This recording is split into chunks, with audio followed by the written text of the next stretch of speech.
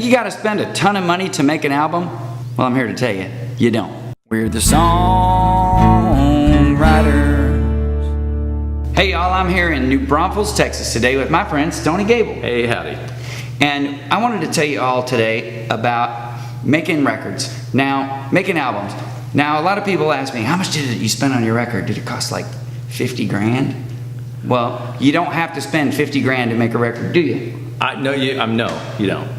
Now, how much did your record cost you to make? If you just want to see the last number on the calculator, I think it was about $1,500. $1,500? Yeah.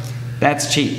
In the grand scheme of things for an album. I think so. Do you want me to break it down a little bit? Yeah, break it down. So let's say I spent about $500 or $600 on the recording equipment. That was a couple of new mics, like to catch some crowd noise. I got one of those Zoom H5s or whatever those are called, and then I learned how to run it. I bought some computer software to help me edit it. Yeah. And then I recorded it, and then I gave the recording to a guy who's an engineer. He's got a Grammy for it. He's really good. And I paid him $1,000 to master it and make it sound really good. And then whatever it costs to like print CDs like after that. So wow, that's great. And you did it live. You did it live at your friend's house. I did it live on a back porch. Which is perfect. Fireworks in the background. It's perfect for what you do because you are all about connecting with the people, and most of your songs are funny songs. Yeah. Pretty much all of them are funny songs, right? Yeah. So the whole thing is you singing the song, telling the story behind it, and connecting with the crowd and people laughing. That's the whole point of this record. And I think the artwork is brilliant too. Check this out.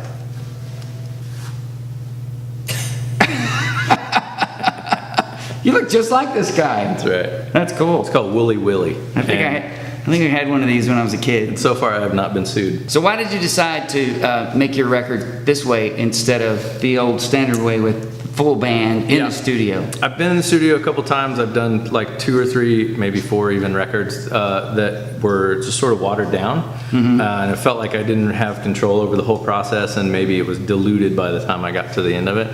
And it was so expensive, like $1,000 a song. Yeah, it's crazy. The last time I went. So I got a 5-song EP for $5 grand that like I can't really even sell. I just sort of give it away. And how many songs are in this one? Oh, there's like 18, I think. 18 songs. 18 songs, yeah. And you sell it for what? $10? $15? Whatever. Let's see. So the reason I decided to do one like that is because I was tired of going to the studio and making diluted songwriter albums. I wanted it to sound like what it would sound like if you booked me for a gig. So this is almost sort of like a press kit. It's like, here, it's perfect. This is what I do. If you book me and the harmonica guy, this is what we come and we'll make this sound. Because for the most part, when you do shows, you do a lot of stuff just you. Right. Just like house concerts and solo songwriter shows. Yeah. You don't really do stuff with a band. So why have a band on it if you don't ever do it with a band? I have 2 guys that play with me. I have a bass player and a harmonica player, but they are hired guns and they always have a better gig. Yeah. So they hardly ever play with me because I don't pay as much as everyone else in Austin. So the harmonica player is on this because he wanted to get the road trip out of it. And then the second biggest part of this was getting the crowd, finding just the right crowd. So I was going to do it at this place called Shiner Saloon where I was playing every week. I played every Monday night at Shiner Saloon. I was going to do it there, but then I realized I wouldn't be able to control who came in. If it was like tourists that weren't going to laugh, that weren't going to pay attention, no one cared. Or talk in the background. Yeah, on their phones. If the weather was bad, I didn't think my friends were going to come out on the night that I needed them to. And then you never knew what was like, if there was going to be a football game on, the house music was going to be, something, somebody was screaming at TV. So I wanted to do it in a place where I knew the people would laugh and where I could control the environment. So I called all of my old college buddies and I was like, hey, if I come up for 4th of July weekend back to Kansas where you guys they all have like lake houses and like boats and kids and everything. And I'm like, if I come back on 4th of July weekend, will you guys all be at the lake? Can we just record it right there? And like, yeah, come on. So they hadn't heard any of my new stuff in like 5 years. So all the stuff I played for them was new. So they laughed in all the right spots. And they're old friends of mine, so I can cuss at them and tell them like, turn your phone off, leave your kids in the camper, So the second biggest thing the second major contributing factor to this album was the crowd. I was able to find just the right crowd, just the right scene. 4th of July weekend, outside on the patio at the lake, everyone partying and celebrating and having fun.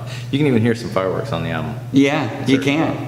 Well, I think this is perfect, and I just mainly wanted to have you on today because I just want people to know that you don't have to have tons of money to make a great record that captures what you do. You can do something like Stoney did. Here, spend $1,500, and you have a great CD that captures what you do, and people can buy it from you. Yeah. So have you made your money back on this yet? Probably. Yeah, I think Yeah. I probably have. Right. Yeah, I think so. If you sell stuff online, like you get percentages per song or whatever, they put it in this account, and you have to have $25 to get them to write you a check or whatever. And I did get a check from one the other day. You So did? yeah. So the digital distribution has made me about $25. Yeah. But as far as selling actual copies at my gigs, I think I might have made my money back on it, or at least I'm close. That's great. In the black? In the black. Perfect solution. You didn't break the bank doing it? Right. So I just want to tell you, I'm giving you permission to go out and make your first record. Just get something recorded. But you spent the time to make sure that it was mixed right and sounded good. Right. And it wasn't just terrible. But this is perfect, Stoney, because this totally captures you and what you do. And if anybody wants to buy a used recorder, one in the drawer at home. You mean you're not going to do a second one? I know. We've talked about it. We talked about doing some of the songs I didn't get a great take on, maybe. Yeah. They got cut because we recorded like 60 songs that night, and we Oh my God. we narrowed it down to 18. So there is enough material out there. I might even be able to make 2 out of 1 recording. How about And that? you're always going to write more songs. Right. So there you go. So volume 2 will be out in about 4 or 5 more years, probably. Probably at this rate, yeah. Now, you got to do one of the songs from it. Will Sure. you do the song Dessert Bars? I will, of course, yeah. With Scotty Emerick's permission. Yes.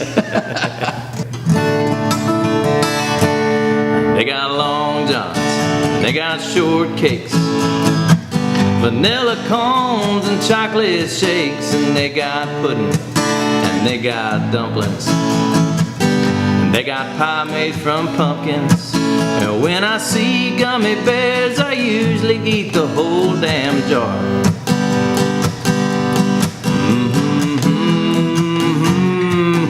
I love dessert bars.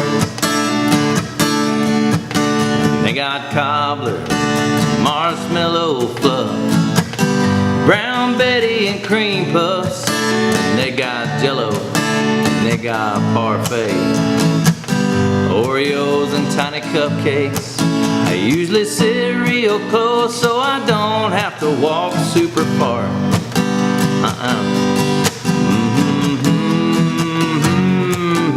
I love dessert bars. I love dessert bars. I get a big old plate, and my old lady runs the lever, soft serve pours right down in my face when I'm seeing stars. I take a nap in the car.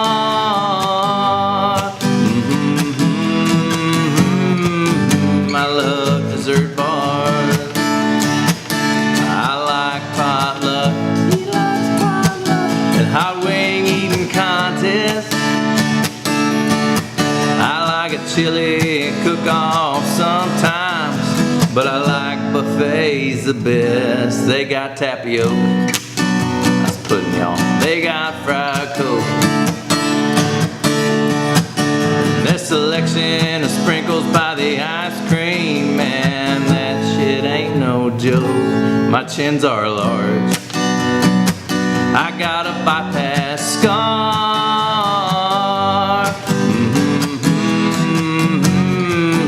I love dessert bars. Big finish. I love dessert bars.